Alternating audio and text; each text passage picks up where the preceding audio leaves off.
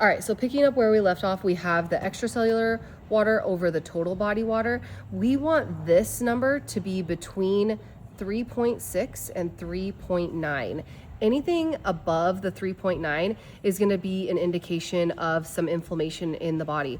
I would be interested to see what this person has going on in the left leg, because there's a little bit more segmental lean, and then also there's a little bit of inflammation in their left leg here. Maybe they had a surgery, maybe they're struggling with something there. And then you'll have the cellular health, right? So this is should be between 4 and 6, and I like to write cell health. And anything above 6 is better, like the higher the better for this. This is kind of a summary, the total phase angle of all of this up here. And then we go into the body composition history. So this is going to start to create a graph of their progress every time that they scan with us. And then we'll come up here and we'll look at the body fat, fat-free mass control. So this is giving this person a suggestion of losing 45 pounds. Sometimes people might take that with a grain of salt, not a whole grain of salt, but it maybe they're more comfortable ideally at losing 30 to 35 pounds. Sometimes this feels a little bit aggressive to me, but either way, you can see that this person has some work to do in losing some body fat. Then we have the segmental fat analysis. So this is where all the fat is on the different limbs. And it has the fat in pounds, but it also has those percentages. And so ideally, once again, we want this to be in this neutral range. So this person has some room for improvement in terms of losing fat in the different limbs to get these all towards 100%.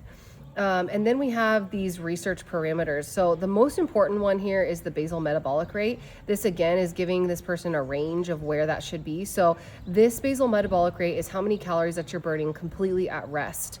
So if I was just laying on the couch doing nothing, or you want to think about calorie deficits, right? That number is important. This number is also affected by this number, the skeletal muscle mass. So when the skeletal muscle mass is higher, the basal metabolic rate goes up. So we need to gain muscle so that we are burning more calories throughout our day. These numbers, I'm not going to have you guys to stress you guys going over them. There's many other factors that we can focus on besides those.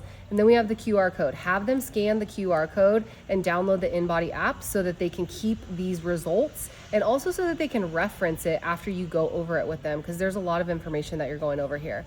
This is one of the most important metrics. This is the visceral fat. So we can see that this person's visceral fat level is at 17.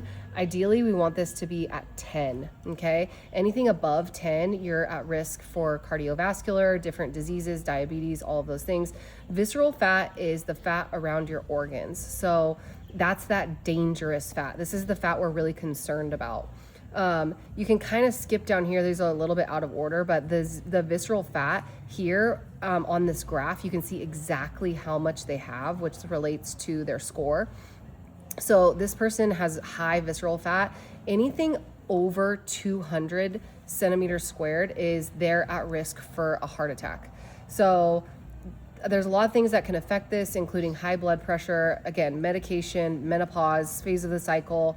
But this person would want to make some improvements to get that visceral fat down. A lot of that is through diet and exercise.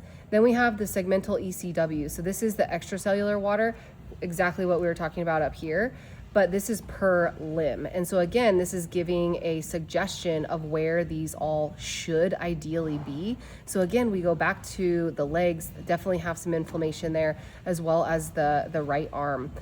So this person should probably work to get some of that inflammation down. I'd be interested to know if they, have a lot of inflammatory foods that they're eating, sugar, alcohol, and then making sure they're getting enough exercise.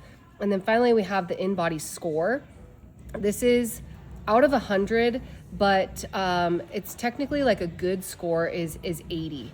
So anything above 80 is really good, but this person definitely has some room for improvement. It gives this high to low InBody score. So yes, 80 is where we would want to be. The higher the score, the better.